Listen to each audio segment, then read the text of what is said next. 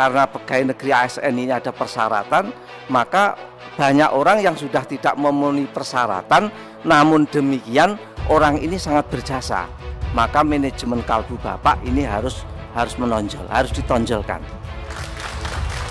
Yang kedua, saya ingin pertanyakan, kalau bisa guru-guru yang udah honor tuh bertahun-tahun, ada yang 10 tahun, ada yang 15 tahun tuh, yang daerah-daerah terpencil, pulau-pulau terluar tuh, kalau perlu diberi istimewa, udah langsung diangkat aja deh. Dan saya yakin negara tidak akan bangkrut.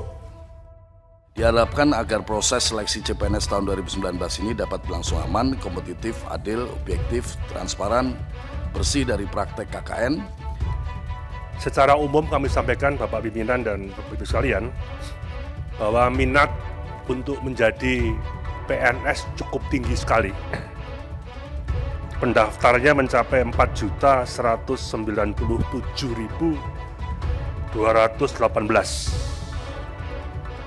Yang lolos seleksi administrasi itu 3.364.867. Pusat 1 juta lebih, kemudian daerah 2.307.000. Ini mencapai 427 titik lokasi. Dengan sangat menyesal misalnya yang diterima hanya 150.000. Berdasarkan Undang-Undang Nomor 5 Tahun 2014, Badan Kepegawaian Negara menyelenggarakan fungsi keseluruhan siklus pembinaan dan penyelenggaraan manajemen ASN dan penyimpanan informasi. Kemudian fungsi tersebut dielaborasi dalam berbagai tugas yang harus dilaksanakan oleh BKN, yang salah satunya adalah mengendalikan seleksi calon pegawai ASN. Pelamar wanita lebih banyak dibanding pelamar pria, yaitu 59,56% dibandingkan dengan 40,44%. Assalamualaikum warahmatullahi wabarakatuh. Bapak Ibu sekalian yang saya hormati, Pak Menteri, pimpinan, dan Bapak Ibu sekalian yang berbahagia. Saya ingin mengingatkan saja kepada khususnya Pak Menteri dan Kepala BKN. Jadi ruang lingkup kerja Bapak ini kan menyangkut kebijakan manusia, Pak. Maka sebetulnya ini saran saja, anggap saja saya ini teman spiritual, Pak. Jadi anggap saja saya sebagai teman spiritual. Oleh karena yang ini menyangkut kebijakan manusia, kepegawaian, maka sebetulnya ada dua yang harus menonjol. Yang pertama adalah Bapak harus menggunakan logika berpikirnya itu seperti apa, dan yang kedua ini adalah manajemen kalbunya, Pak. Ini nggak bisa dipisahkan. Kalau Bapak akan mencapai sebuah titik di mana Bapak di dalam kedudukan ini akan bermanfaat, baik itu dunianya masuk, akhiratnya masuk. Ini memang spiritual, Pak. Di dalam logika itu kalau Bapak ini realita yang ada di Indonesia ini kan ada dua ini. Pegawai yang sudah tertata, yang mungkin sekarang disebut dengan ASN itu, dan pegawai yang belum tertata sama sekali, itu honorer dan seterusnya atau namanya apa saja. Maka realita ini tidak bisa Bapak pungkiri. Ini mesti harus Bapak hadapi. Ini adalah situasi yang mesti Bapak harus hadapi. Kalau menyangkut yang sudah tertata baik, ASN dan seterusnya itu, Bapak gunakan logika. Logikanya ditonjolkan. Mau misalkan eselonisasi dirampingkan dan seterusnya, monggo silakan aja. Bapak menggunakan logika yang bagus karena Bapak didampingi oleh tim ahli yang ada di kementerian. Tetapi realita publik kita adalah, realita masyarakat kita adalah bahwa di samping yang sudah tertata, ini masih ada yang belum tertata. Apalagi yang belum tertata ini juga sudah berjasa, Pak, puluhan tahun. Makanya untuk menyelesaikan ini Bapak harus menggunakan manajemen kalbu, Pak. nggak bisa tidak. Tanpa itu Bapak tidak akan berhasil di kementerian ini. Tapi kalau nanti Bapak akan menggunakan manajemen kalbu ini betul-betul tepat, saya yakin Pak Cahyo akan hebat sekali nanti. Seperti waktu jadi Mendagri, Bapak akan lebih hebat lagi di Menteri Pan-RB ini. Oleh karena itu, menata orang ini tidak sama dengan menata barang seperti yang disinyalir oleh teman terdahulu tadi. Oleh karena itu, kebijakan Bapak ini mesti harus dua arah, Pak. Menggunakan logika seperti tadi, misalkan penerimaan pegawai negeri dan seterusnya, ini silahkan, ini gunakan logika. Tetapi bagaimana Bapak memandang orang-orang yang sudah berjasa ini dengan kebijakan, taruhlah karena pegawai negeri ASN ini ada persyaratan, maka banyak orang yang sudah tidak memenuhi persyaratan, namun demikian orang ini sangat berjasa. Maka manajemen kalbu Bapak ini harus menonjol, harus ditonjolkan. Oleh karena itulah, karena ini kebijakan negara Bapak sekalian, Pak Cahyo, ini karena kebijakan negara yang sudah diputuskan ini tidak akan pernah bergeser, lanjutkan saja terus. Namun demikian di samping itu Bapak harus memikirkan manajemen kalbu tadi. Tinggal 1 menit Pak. Tambah 1 menit lagi Pak ya. Ya. Jadi nanti maksudnya ini lanjutkan saja, monggo secara logika Bapak-bapak kita serahkan ke Bapak-bapak sekalian.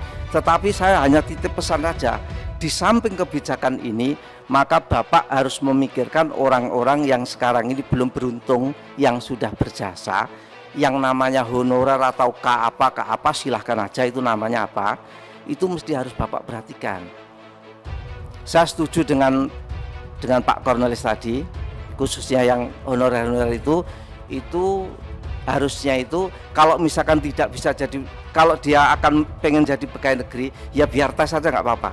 Tetapi sebelumnya ini mesti harus ditata dulu, masukkan dulu tenaga honorer ini dalam sebuah wadah namanya apa, tetapi dengan penggajian yang baik, dengan kesejahteraan yang baik, baru nanti kalau ada kesempatan PNS atau gimana penerimaan itu biar daftar, nggak ada masalah. Tetapi sebelumnya mesti harus Bapak tata dulu, termasuk P3 dan seterusnya tadi. Oleh karena itulah nanti insya Allah kalau ini menyangkut kebijakan Bapak sekalian, maka ini mesti harus Bapak utamakan. Karena kebijakan orang ini kalau di dalam istilah agamanya, orang itu yang paling pokok itu adalah tingkat keimanan dan ketakwaan itu Pak. Semakin orang itu beriman dan takwa, maka dia akan bertindak adil. Itu pasti Pak. Oleh karena itulah mohon nanti saya mendukung Pak Cahyo sepenuhnya, mudah-mudahan Pak Cahyo berhasil di Menpan ini. Saya kira itu, ada kurang lebihnya saya mohon maaf. Billahi taufiq wal hidayah. Wassalamualaikum warahmatullahi wabarakatuh. Bahkan di daerah-daerah masih mengangkat pegawai-pegawai yang kontrak, tapi kontraknya seperti apa kita juga ngerti. Ya, tiba-tiba dikontrak gitu saja. Ya. Dan yang mengenaskan kan mereka dibayar masuknya kategori barang dan jasa, bukan lagi SDM.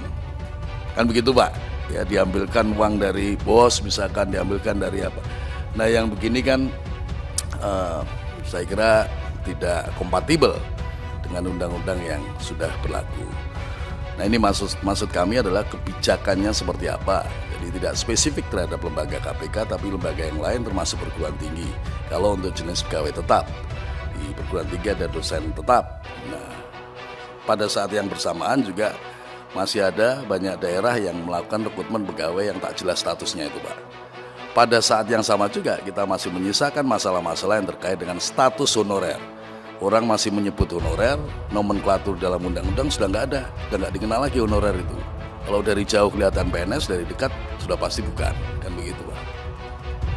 Yang kedua, saya ingin pertanyakan kalau bisa guru-guru yang udah honor tuh bertahun-tahun, ada yang 10 tahun, ada yang 15 tahun tuh, yang daerah-daerah terpencil, pulau-pulau terluar tuh kalau perlu diberi istimewa udah langsung diangkat aja deh. Dan saya yakin negara tidak akan bangkrut. Tidak akan bangkrut. Karena guru-guru SD Impres yang tahun 78 yang dimasukkan oleh Presiden Soeharto untuk daerah Kalimantan Barat itu, dari Jawa Tengah, dari NTT, dari NTB, Itu 11.000 pensiun, Pak. Dan saya sudah lihat sendiri bergaji 100.000 dari dana bos seperti apa yang dikatakan Pak Arif tadi. Memang benar itu pimpinan.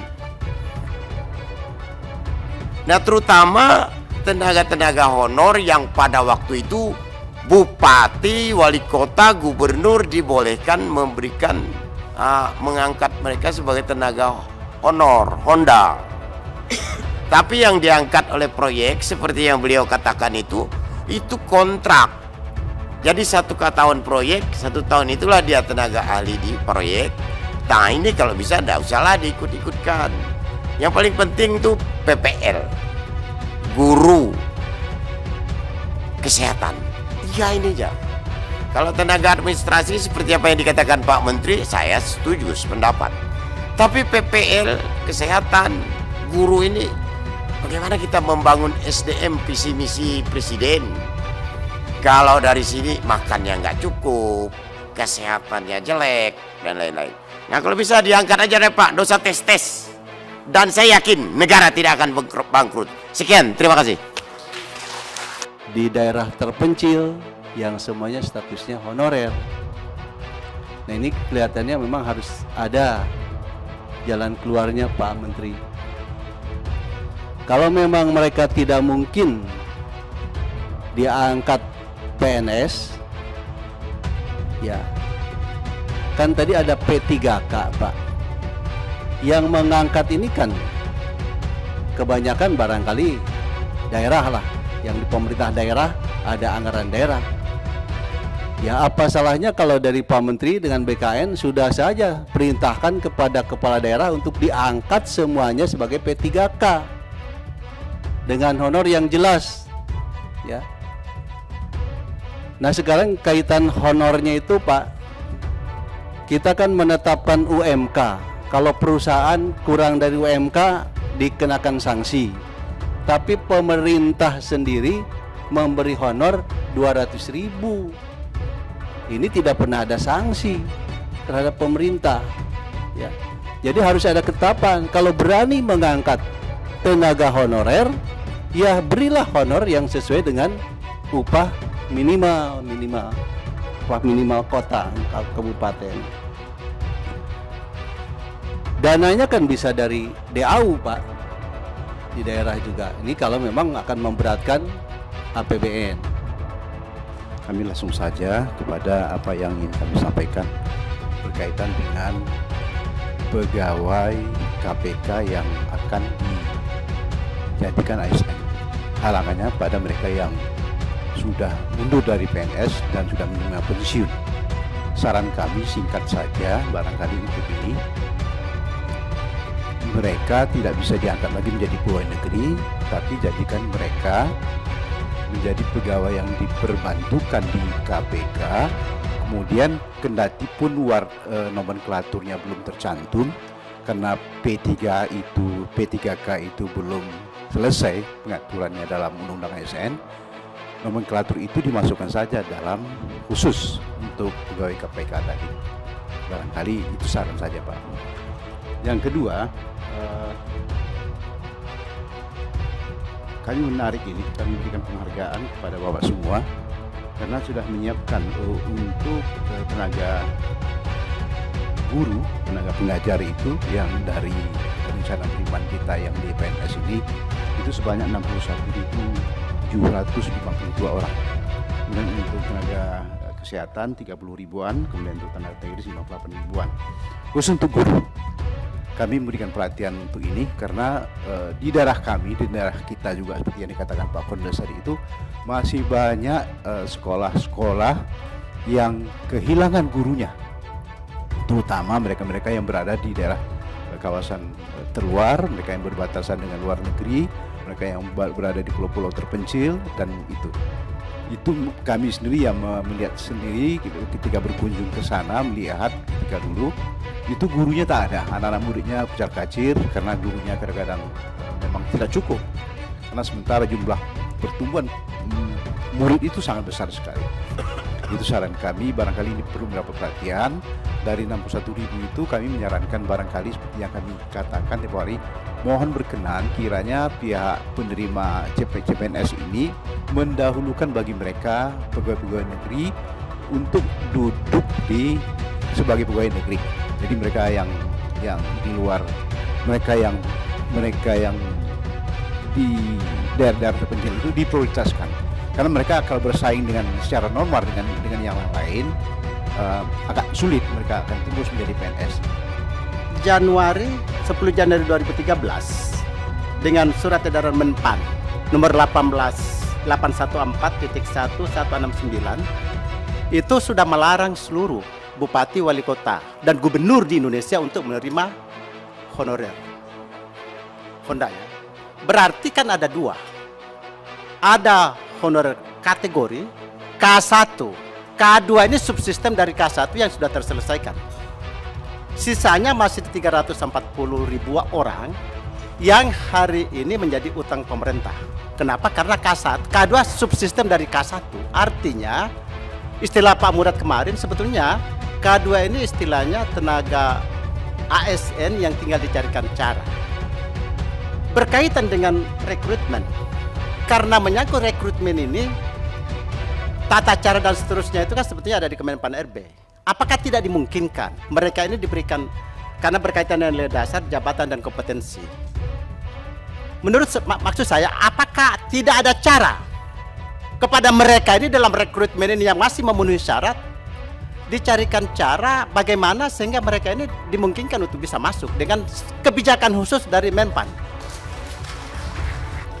Kebanyakan di daerah ASN terkadang mendapatkan jabatannya bukan karena dasar profesionalitas, namun dengan ikut-ikutan momen kontestasi politik yang pada ujungnya melahirkan transaksi politik pada posisi jabatan, sehingga upaya mewujudkan pemerintah berbasis meritokrasi menjadi sulit. Apakah ada upaya dari PKN untuk membendung hal semacam itu berkaitan dengan masalah transaksi politik yang disampaikan sebelumnya? Bukankah ini juga berkaitan dengan masalah integritas ASN di masa yang akan datang? Demikian Bapak, terima kasih. Assalamualaikum warahmatullahi wabarakatuh. Saya mengapresiasi tadi dari teman-teman, bagi guru-guru yang sudah lama atau mungkin pegawai yang sudah lama segera diangkat sesuai dengan tidak melihat jabatan apapun itu.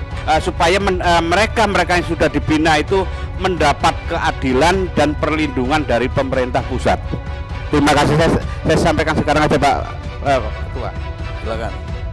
Di rapat kerja kita, simpulan rapat kita juga di poin pertama, Komisi 2 DPR RI meminta Kementerian Pan RB untuk segera menyelesaikan masalah tenggada honorer K2 tuntas, tegas, sesuai dengan peraturan perundang-undangan yang berlaku. Dan ini juga mungkin kita juga pimpinan minta roadmap seperti apa nanti dari pemerintah untuk menyelesaikan persoalan K2 ini. Tadi sudah banyak disinggung oleh teman-teman.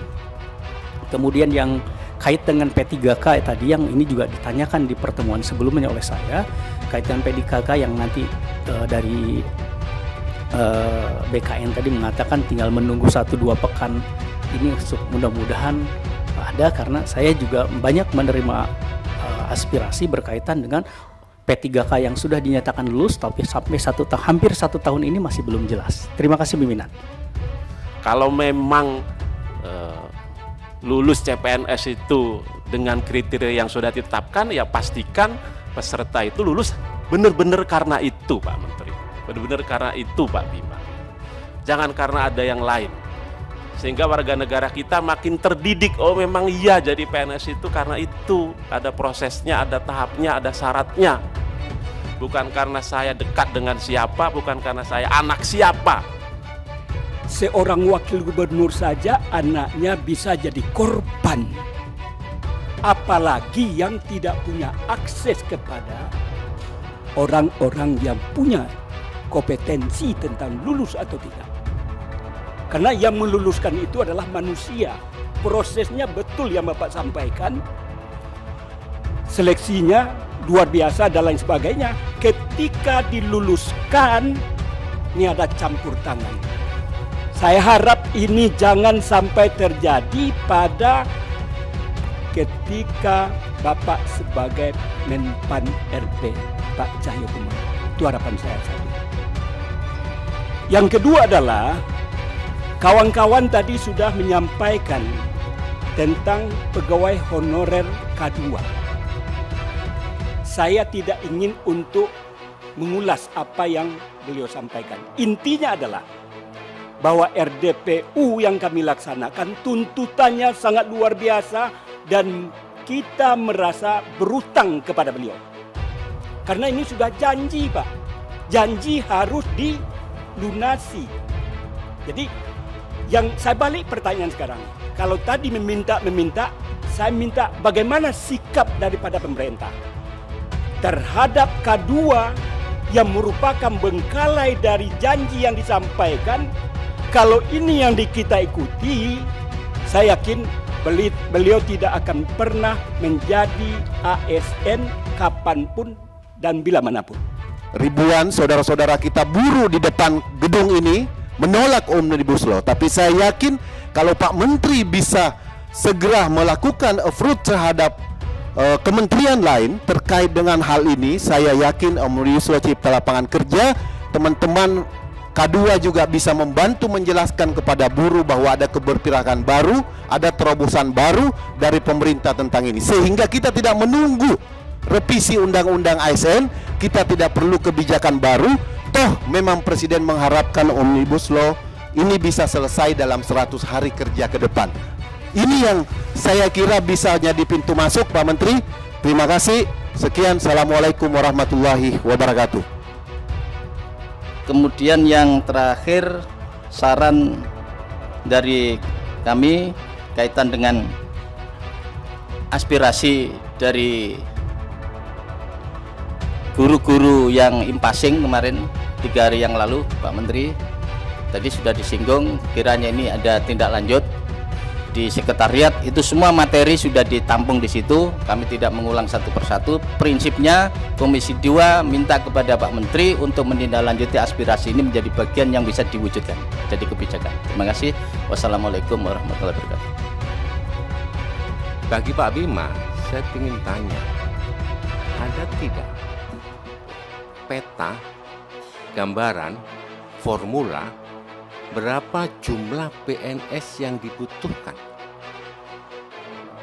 oleh kita, oleh Indonesia, baik di tingkat kementerian maupun di tingkat provinsi dan kabupaten kota? Ada tidak? Supaya mereka juga bisa membuat perencanaan di dalam rekrutmen pegawai, baik itu tenaga administratif maupun fungsional, sehingga jelas.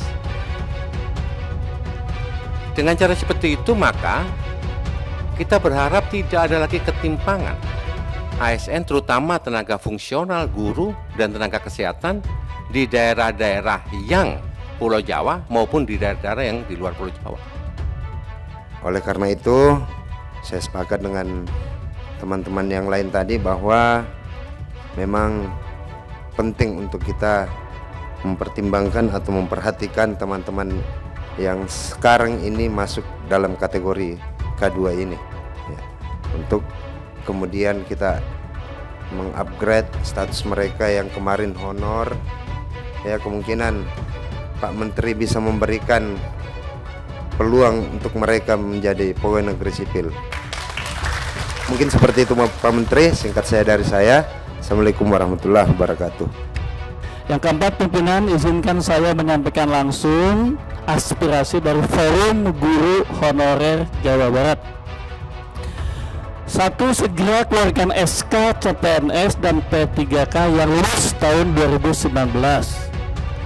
Yang kedua, akomodir CPNS yang telah mengikuti tes CAT, computerized test apa ya, tapi terjegal usia akibat terlalu lama menunggu penanganan pemerintah.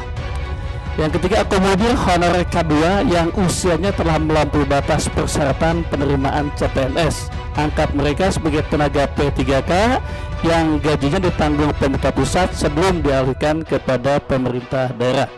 Yang keempat, aspirasinya mohon buat peraturan yang dapat mengakomodir kendala usia 35 tahun khusus bagi tenaga honorer. Yang kelima, usul bagi honorer impasing diperluas tunjangannya yang hanya disetarakan besarnya dengan PPG-nya PNS. Demikian aspirasi dari Forum Komunikasi Guru Honorer Jawa Barat. Terima kasih pimpinan. Saya sangat prihatin. Kalau yang dapat 4 juta sekian, yang lulus administrasi 3 juta sekian, yang diterimanya 150.000, bagaimana nasib yang lain? Ya, ini mohon menjadi perhatian daripada Pak Menteri beserta seluruh jajarannya. Itu pun nanti di dalam suatu tes, saya minta benar-benar yang objektif. Jangan sampai ada yang mereka lulus, tapi mungkin karena suatu hal mereka tidak bisa diluluskan. Terutama adalah keluarga-keluarga orang kecil. Jeda waktu yang terjadi tadi, selesai ujian dengan pengumuman, ini menurut saya sangat rentan. Seperti apa yang diusulkan terdahulu. Ini mohon untuk menjadi pertimbangan. Kenapa ditunda terlalu begitu cukup lama antara selesai ujian yang mestinya bisa diumumkan jeda waktu sampai 20 hari. Ini sangat rentan. Untuk itu mohon dipertimbangkan yang sekali lagi. Yang selanjutnya Pak Menteri, saya seperti yang disampaikan tadi, semua honorer guru-guru yang ada di luar Jawa di kota-kota terpencil, mohon segera untuk itu bisa diangkat menjadi CPNS. Begitu juga tidak hanya guru, tapi untuk pegawai-pegawai yang lain yang honorer ini juga perlu dipertimbangkan.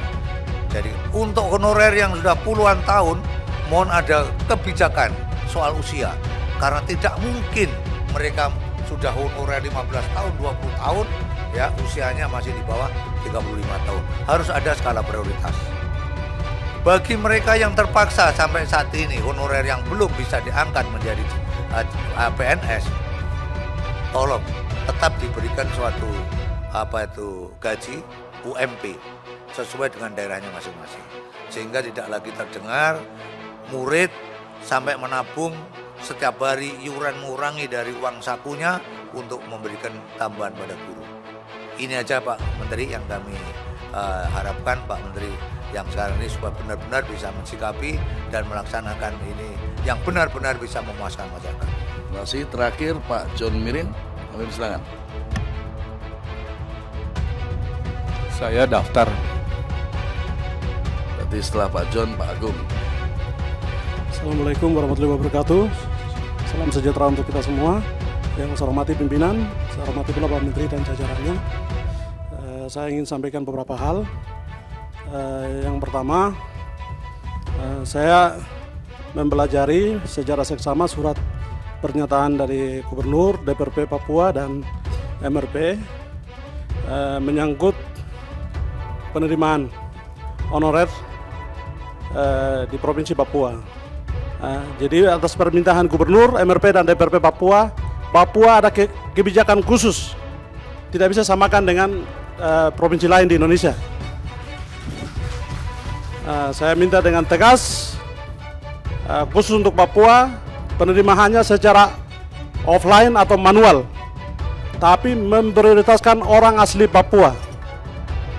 Karena sektor lain sudah dikendalikan oleh teman-teman lain.